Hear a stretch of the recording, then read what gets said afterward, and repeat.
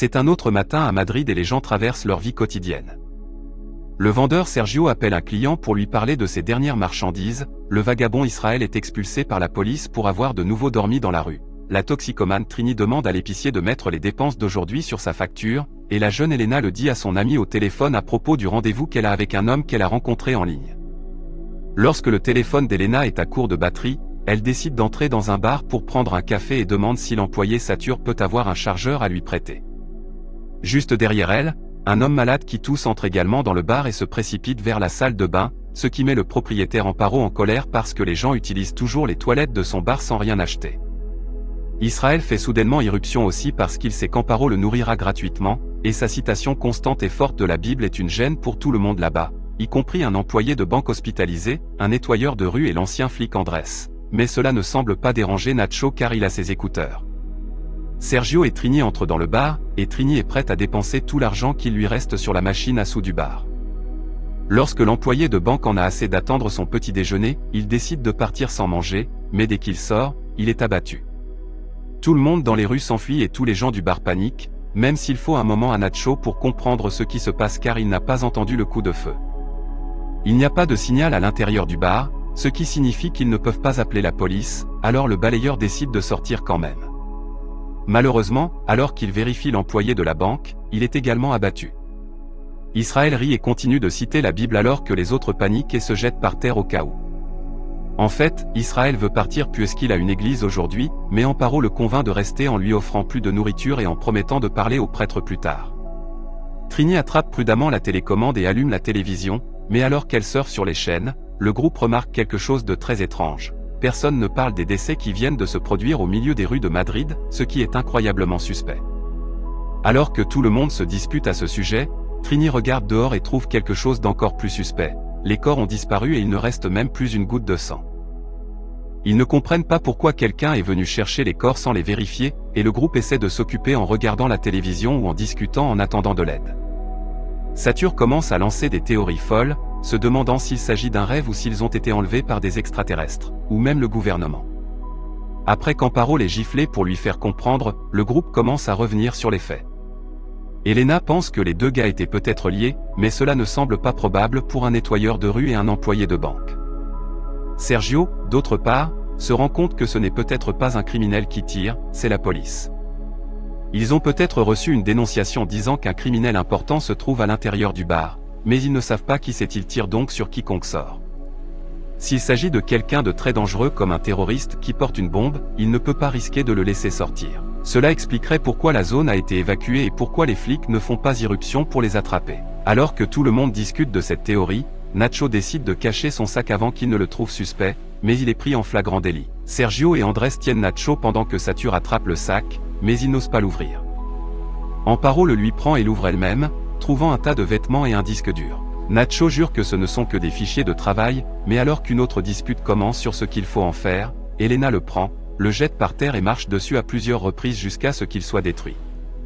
Ensuite, elle traite tout le monde de bébé parce qu'ils sont obsédés par des théories stupides. Cependant, Nacho est en colère d'avoir été trouvé suspect uniquement à cause de sa barbe et parce qu'il a ignoré le tir, il pointe donc la valise de Sergio pour porter la même accusation. Amparo prend la valise et Sergio essaie de la récupérer, ce qui fait intervenir Satur pour défendre son employeur et Sergio le frappe à la place.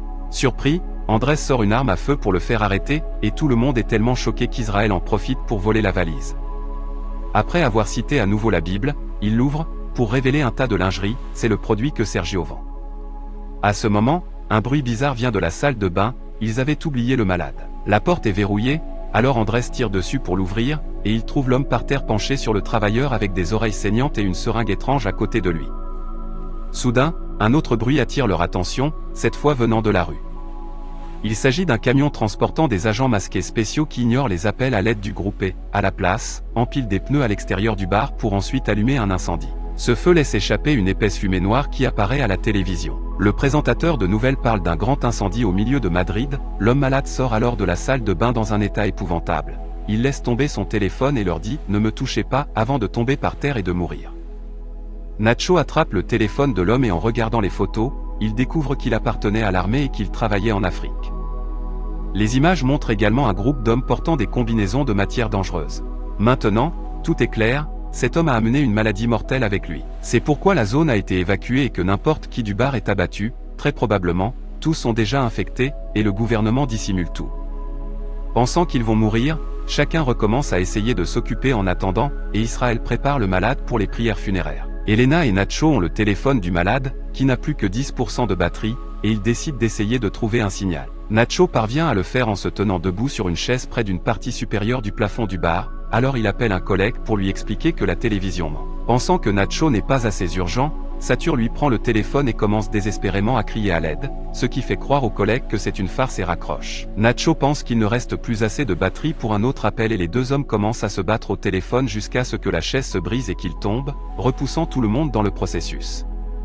Cela fait que Trini touche la machine à sous et touche le jackpot, ce qui lui permet d'expulser un tas de pièces qu'Israël commence à ramasser.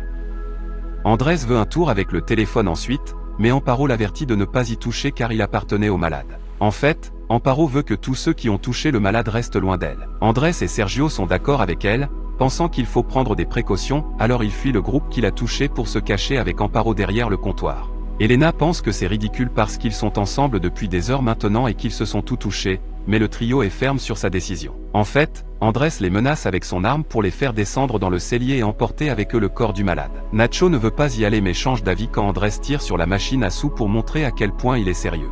Israël prend également son temps, trop occupé à citer la Bible, alors Amparo le convainc d'y aller en lui donnant 2 bouteilles d'alcool. À l'intérieur du vieux débarras sale, le groupe discute pour passer le temps, mais Trini est claustrophobe et commence à paniquer. Elle monte les escaliers et commence à frapper la porte en vain, et dans son agitation désespérée, elle heurte accidentellement une boîte de bouteilles, les cassant. Nacho remarque qu'il n'y a pas de formation de liquide, ce qui signifie qu'il doit y avoir un drain qu'ils parviennent à trouver après avoir déplacé certaines choses de côté.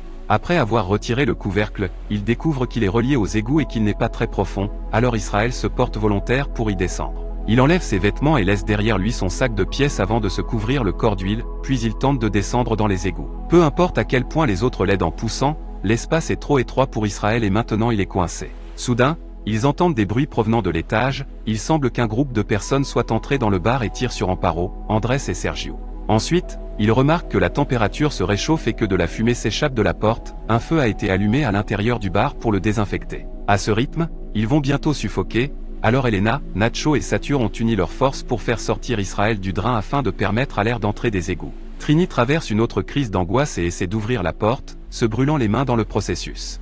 Il recouvre ses brûlures d'huile et enveloppe ses mains de papier toilette en attendant que les choses se calment. Une fois qu'ils n'entendent plus de bruit à l'étage, Nacho ouvre la porte avec un balai et trouve le bar brûlé mais aucun signe des corps. La porte a été scotchée par les agents, ce qui signifie qu'ils ne peuvent pas voir ce qui se passe à l'intérieur. Le groupe décide de sortir de la réserve et Nacho trouve l'arme d'Andrés, il la cache donc dans son pantalon même si le métal chaud lui brûle la peau. Trini veut sortir et demander de l'aide, mais Nacho lui rappelle que révéler leur présence ne fera que les tuer. Aucun d'entre eux ne se sent malade, ce qui fait croire à Nacho qu'il suffit de rester caché pendant quelques jours jusqu'à ce que l'incident soit oublié, après tout, il y a beaucoup à manger et à boire dans la réserve. Un bruit soudain fait sursauter tout le monde, mais il n'y a aucune raison de s'inquiéter, c'est simplement le téléphone de l'homme malade, qui reçoit un tas de messages. Elena les examine et découvre qu'un ami surveille le gars pour voir s'il va bien. Il semble que l'homme ait eu de la fièvre pendant des jours, il savait également qu'il était suivi.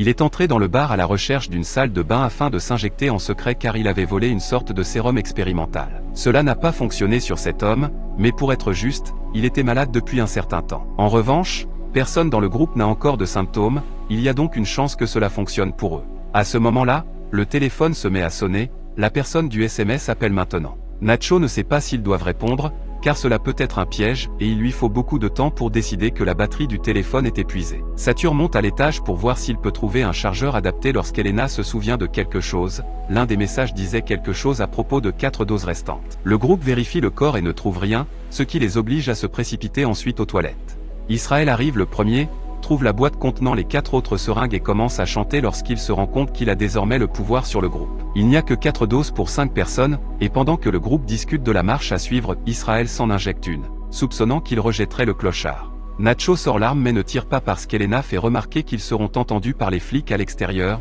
au lieu de cela, il saute sur Israël pour le tabasser. Israël parvient à le maîtriser et prend le contrôle de l'arme, alors lorsque Satur essaie de récupérer les seringues, Israël le frappe et la boîte tombe dans la réserve. Trini se précipite en bas et le ramasse, mais à cause de ses mains bandées, elle manque de coordination et fait tomber accidentellement la boîte dans les égouts. Quelqu'un de plus mince doit passer par le trou, ce qui signifie que sa seule option est Elena. Après avoir enlevé ses vêtements et recouvert son corps d'huile, Elena entre dans le trou. Essayer de descendre lui fait mal aux cuisses et la fait saigner, mais le groupe continue de pousser jusqu'à ce qu'elle passe et tombe dans l'eau sale. Il ne lui faut pas longtemps pour récupérer la boîte de seringues, mais elle refuse de l'attacher au fil que Nacho abaisse car elle sait qu'ils les utiliseront toutes et ne lui laisseront rien. Elena veut être meilleure qu'eux donc elle ne s'en servira pas non plus, mais si les autres veulent avoir une bonne discussion à ce sujet, ils devront également descendre. Elena part explorer pendant que le groupe utilise un morceau de tuyau pour agrandir le trou. Après quelques virages, Elena trouve un égout pluvial et jette un coup d'œil après avoir caché les seringues dans un trou dans le mur. Dans les rues, des agents spéciaux et des flics entourent toujours la zone et s'occupent des corps qui l'ont récupéré du bar. Ensuite, Elena retourne au trou de la réserve, où elle découvre que les hommes sont déjà passés et aident maintenant Trini, dont le battement fait tomber tout le monde à l'eau. Satur et Trini s'en sortent bien, mais Nacho en profite pour sauter sur Israël pour tenter de récupérer l'arme. Une bagarre s'ensuit sous l'eau, et après quelques coups de feu, Nacho sort victorieux, affirmant que c'est Israël qui a tiré et a disparu dans l'eau après que Nacho lui ait pris l'arme. Le groupe pense que Nacho a tué Israël, qui agit de plus en plus violemment à chaque seconde. Fatigué que tout le monde agisse comme un fou, Elena demande à Nacho de jeter l'arme s'il veut qu'elle les emmène vers les seringues. Au lieu de faire ce qu'elle dit, Nacho menace de tuer Satur, maintenant Elena n'a d'autre choix que de les emmener au mur plus tôt. Sur le chemin, Trini utilise le sac contenant des pièces de monnaie qu'elle a prises plus tôt en Israël et laisse tomber des pièces sur le sol afin qu'elles puissent retrouver leur chemin. Lorsqu'ils atteignent un tunnel sombre, Trini crie, prétendant que Satur la pousse alors que c'est elle qui le pousse dans l'eau.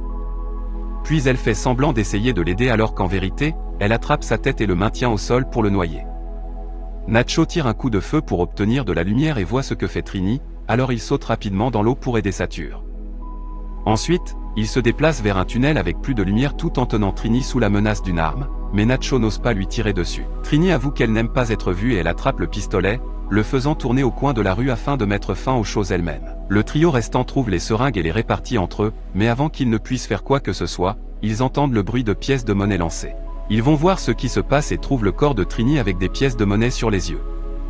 Cela s'avère être un piège, car alors qu'ils sont distraits par Trini, Israël s'approche d'eux par derrière et tue Satur. Ensuite, il poursuit Elena et Nacho, qui courent à travers les tunnels jusqu'à ce qu'ils trouvent un escalier qui peut les emmener à l'extérieur. Alors qu'ils grimpent, Elena trébuche et perd sa seringue, et Nacho est attrapé par Israël. Voyant qu'il n'y a pas d'échappatoire pour lui, Nacho donne sa seringue à Elena et lâche les escaliers, faisant tomber et mourir les deux hommes. En pleurant, Elena s'injecte, puis pousse le couvercle de la bouche d'égout au bout de l'escalier jusqu'à ce qu'elle parvienne à le déplacer et à sortir. Elle se retrouve de l'autre côté de la zone de confinement, donc il y a des gens que tout le monde regarde fixement dans son état physique. Un homme essaie de demander si elle va bien et une femme lui donne une veste, mais Elena ne fait pas attention, elle s'éloigne simplement avec un regard étourdi sur son visage. Elle est incroyablement perdue dans son esprit et ne remarque pas qu'elle passe à côté du gars avec qui elle était censée avoir un rendez-vous, il l'appelle même par son nom, mais Elena continue d'avancer.